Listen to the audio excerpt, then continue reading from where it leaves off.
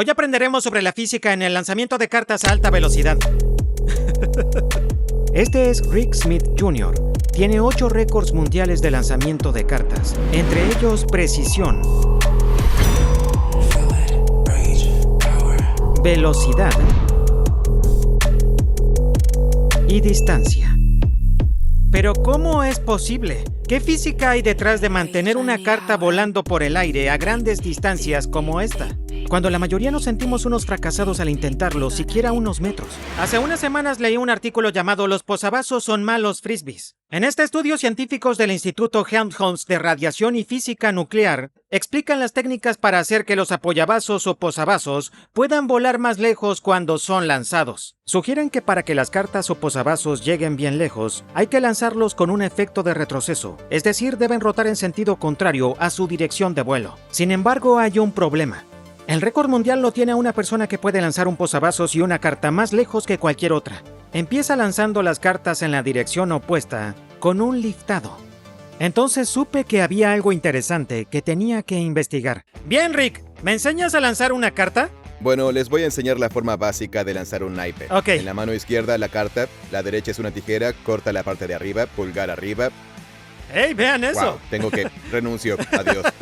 La clave para lanzar una carta es hacerla girar. Habrán notado que cuando lanzan un objeto plano, girarlo ayuda a mantenerlo estable.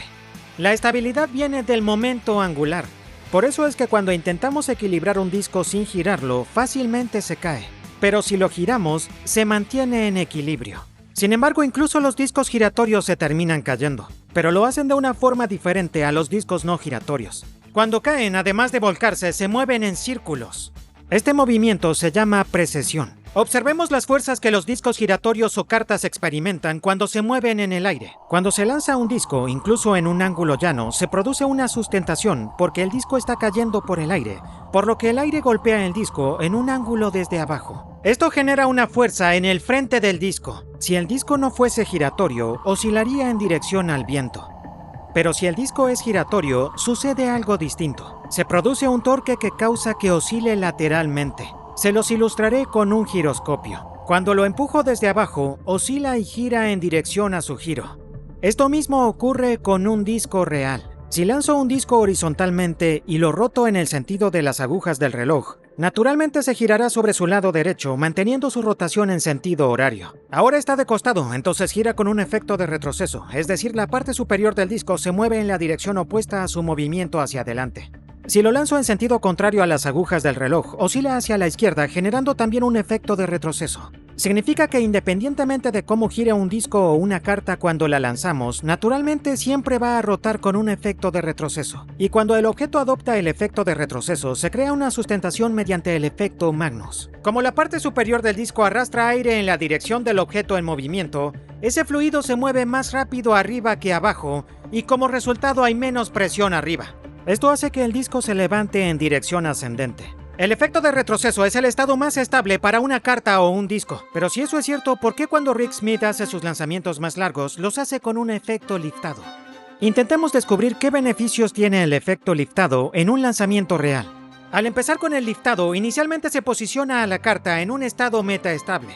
Más adelante este liftado se vuelve inestable y ahora la carta va hacia un ángulo llano. Pero una vez que está en ese ángulo llano, continúa su progresión natural y vuelve a su efecto de retroceso. En síntesis, esto hace que la carta esté mucho más tiempo en un estado estable o metaestable que si hubiera empezado con un efecto de retroceso. Además, maximiza el tiempo que puede estar llano en el aire, generando sustentación en el aire. Rick Smith Jr. verdaderamente perfeccionó el arte del lanzamiento de cartas.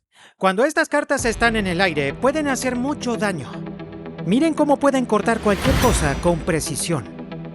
Literalmente cortan como si fueran hojas de afeitar. Pero ¿cómo una carta con tan poca masa puede cortar cosas con tanta fuerza? Ya hablamos de las aerodinámicas del lanzamiento de cartas, pero hay otro efecto misterioso que ocurre cuando cortamos cosas. Por ejemplo, veamos cómo lanza las cartas a una diana de poliestireno grueso y las mete entre mis dedos. Esperemos que caigan entre mis dedos. ¿Listo? Sí.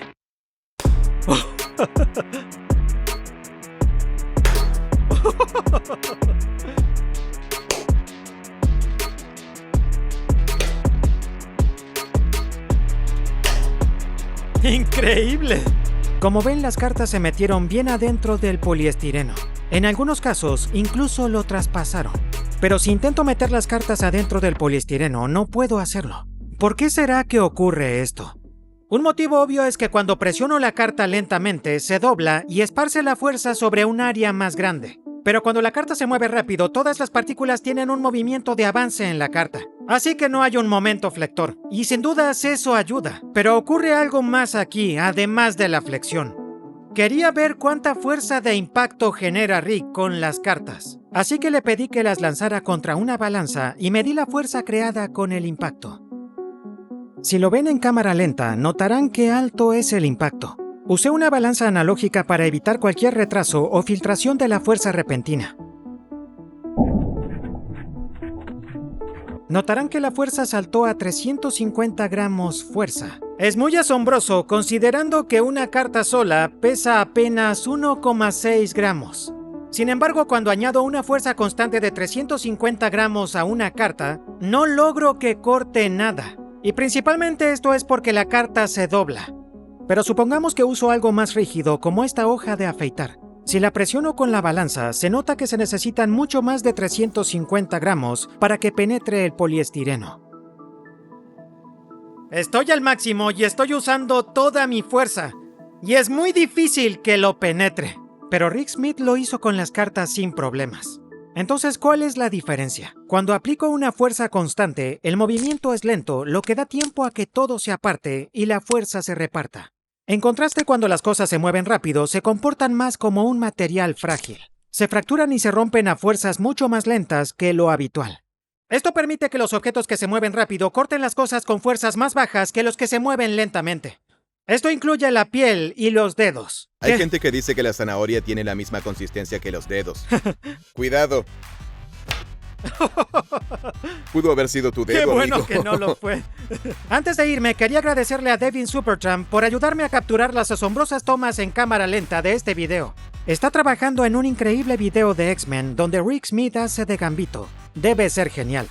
Si quieren verlo, les dejo el enlace de su canal en mi descripción. Y por supuesto, gracias a Rick Smith por enseñarme a lanzar cartas y a entender la ciencia que hay detrás de ser el mejor lanzador de cartas del mundo. No olviden suscribirse a su canal de YouTube, les dejo el enlace en mi descripción. Gracias por ver otro episodio de The Action Lab, nos vemos pronto.